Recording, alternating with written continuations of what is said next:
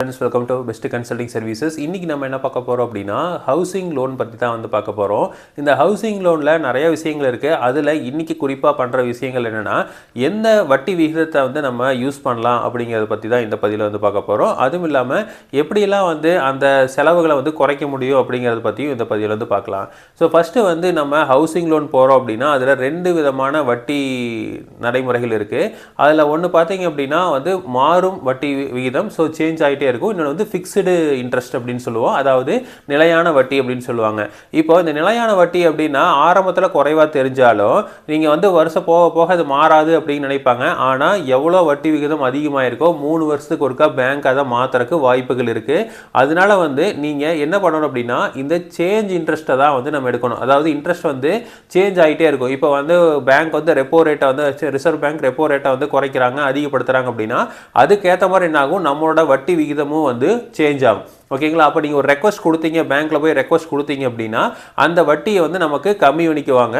So அது வந்து ரொம்ப முக்கியம். ஏன்னா வந்து இப்போ வட்டி விகிதம் அதிகமாக இருப்போ உங்கள்கிட்ட பெருசாக வந்து ஒரு இன்டிமேஷன் மட்டும் கொடுத்துட்டு பண்ணிடுவாங்க. ஆனால் வட்டி விகிதம் குறைக்குது அப்படின்னா எந்த பேங்க்காரங்க உங்களை கூப்பிட்டு இங்கே வருங்க இது மாதிரி குறைஞ்சிருச்சு நீங்கள் ஒரு ரெக்வஸ்ட் கொடுத்தீங்கன்னா மாறிடும் அப்படின்லாம் சொல்ல மாட்டாங்க. அப்போது நம்ம வந்து அதை செக் பண்ணிகிட்டே இருந்துட்டு நம்ம என்ன பண்ணிக்கலாம் அப்படின்னா அதை போய் கன்வெர்ட் பண்ணிக்கலாம். ஸோ அதை வந்து ஆட்டோமேட்டிக்காக கன்வெர்ட் ஆகணும். ஸோ ஆகலை அப்படின்னா நீங்கள் என்ன பண்ணுங்கள் அப்படின்னா போய் ரெக்வஸ்ட் கொடுத்தீங்க அப்படின்னா அது வந்து கன்வெர்ட் ஆயிரும். ஸோ அப்போது நீங்கள் ரேட் ஆஃப் இன்ட்ரெஸ்ட்டில் பார்த்தீங்க அப்படின்னா என்ன பண்ணணும், அந்த சேஞ்ச் ஆகிட்டே இருக்கிற நமக்கு வந்து ஃப்ளக்சுவேட் இருக்கிற அந்த இன்ட்ரெஸ்ட்டை தான் வந்து நம்ம சூஸ் பண்ணணும். ஸோ ரெண்டாவது பார்த்தீங்க அப்படின்னா யாராவது வந்து உங்களுக்கு ரொம்ப தெரிஞ்சவங்க இருக்காங்க பேங்க்கில், ஸோ அவங்க வந்து உங்களுக்கு கம்மியான வட்டியில் வந்து பண்ணி கொடுக்குறாங்க, அந்த ஃபிக்ஸ்டு ரேட்லேயே வந்து ஃபிக்ஸ்டு இன்ட்ரெஸ்ட்லேயே வந்து கம்மியான ரேட்லேயே வந்து வச்சுருப்பாங்க அப்படிங்கிற மாதிரி இருந்தது அப்படின்னா வேணால் நீங்கள் அதுக்கு போகலாம். இருந்தாலும் வந்து இந்த மாறிக்கிட்டே இருக்கிற வட்டி விகிதத்தை வந்து தேர்ந்தெடுக்கிறதா வந்து ரொம்ப சிறப்பான ஒன்று. ஸோ இதில் வந்து பேங்க் லோன் வாங்கலாமா வேண்டாமான்னு ஒரு செப்பரேட் வீடியோ போடலாம். ஸோ அது வந்து அதில் லோன் வாங்கி வீடு கட்டிங்கன்னா நமக்கு வந்து ப்ராஃபிட்டாக இல்லையா அப்படிங்கிறத நம்ம அடுத்த வீடியோவில் பார்க்கலாம். ஸோ இப்போ இதில் வந்து நம்ம ரேட் ஆஃப் இன்ட்ரெஸ்ட்டை மட்டும்தான் வந்து பார்க்குறோம். அடுத்து வந்து இந்த ப்ராசஸிங் சார்ஜ், இந்த ப்ராசஸிங் சார்ஜ் வந்து 1% ஆயிரும். நீங்கள் வந்து எந்த பேங்க்கில் போய் வாங்கினீங்கனாலும் 1%, 2-3%லாம் கேட்குறாங்க. ஆனால் வந்து ஒரு பப்ளிக் செக்டர் பேங்காக இருந்ததுன்னா 1% முடியும். இதே வந்து நீங்கள் ப்ரைவேட் ஹவுசிங் இதெல்லாம் போனீங்க அப்படின்னா 2% வரைக்கும் கேட்குறாங்க. ஸோ இப்போ இதில் வந்து பார்த்தீங்கன்னா அந்த 1% வந்து குறைக்க சொல்லி நீங்கள் கேட்டு பார்க்கலாம். ஸோ அதில் வந்து குறைக்கிறதுக்கு சான்சஸ் வந்து இருக்குது. ஸோ கண்டிப்பாக குறைப்பாங்கன்னு சொல்ல முடியாது. ஒரு சில பேர் தெரிஞ்சவங்க இருந்தால் குறைப்பாங்க, இல்லை அப்படின்னா நீங்கள் கேட்டு பார்த்தீங்க அப்படின்னா குறையறதுக்கு வாய்ப்புகள் இருக்குது. ஓகேங்களா? ஸோ அதை வந்து தெளிவாக வந்து பார்த்துக்குங்க. அது பார்த்தீங்கன்னா நீங்கள் இந்த ஹவுசிங் லோன் வாங்கியிருக்கிறதுனால உங்களுக்கு வந்து நீங்கள் வருமான வரி செலுத்துறீங்களே அதில் வந்து ரிலாக்ஸேஷன் வந்து இருக்குது. அப்போ நீங்கள் வந்து ஹவுசிங் லோன் வாங்கி வீடு கட்டி அதில் குடியிருக்கிறவராக இருந்தது அப்படின்னா உங்கள் வருமானத்தில் 1.5 லட்சம் ரூபாய்க்கு நீங்கள் வரி செலுத்த தேவையில்லை. ஓகேங்களா? இப்போ நீங்கள் இன்கம் டேக்ஸ் கட்டுறீங்க அப்படின்னா அதில் 1.5 லட்ச ரூபா வந்து நீங்கள் கட்ட தேவையில்லை.